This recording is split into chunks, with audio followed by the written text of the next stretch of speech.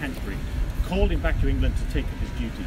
The first thing Cranmer did when he got back was to make Henry the head of the church in England, and as such he did not need the Pope's permission to get a divorce from Catherine of Aragon.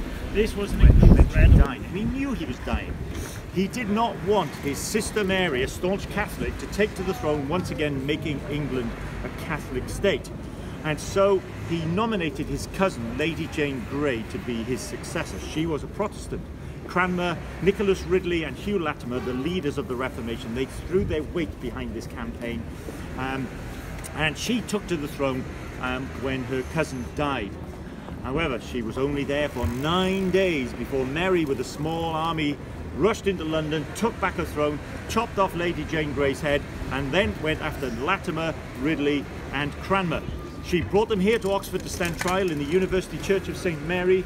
Now, Latimer and Ridley, they weren't senior bishops and they weren't archbishops like Cranmer was. She had to get special permission from the Pope to have him stripped of his status before she could execute him. But the other two, she pretty much did that straight away. Brought them down here to Broad Street, stuck them on top of fires, tied them to poles and lit the fires under their feet.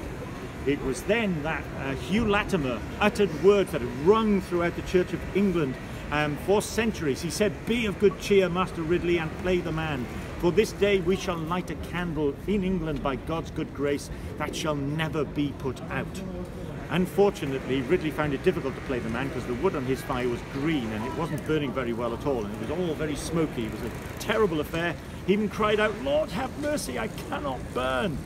Well, eventually the little gunpowder necklace that his brother had made for him in the hope of a quick death ignited and blew his head off.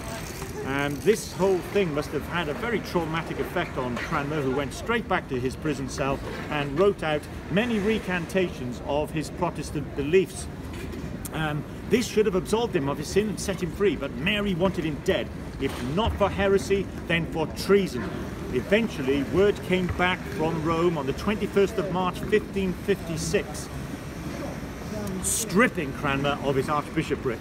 He was then taken once again to the University Church of St Mary and preached at for his heretical ways and given one more opportunity to renounce his Protestant beliefs. And it was all going very well.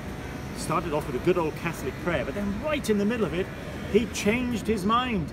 And he said, "Inasmuch as my hand has offended in writing contrary to my heart, if I come to the fire, it shall first be burned." He then went even further to call the Pope the Antichrist. Brilliant, there's no coming back from that.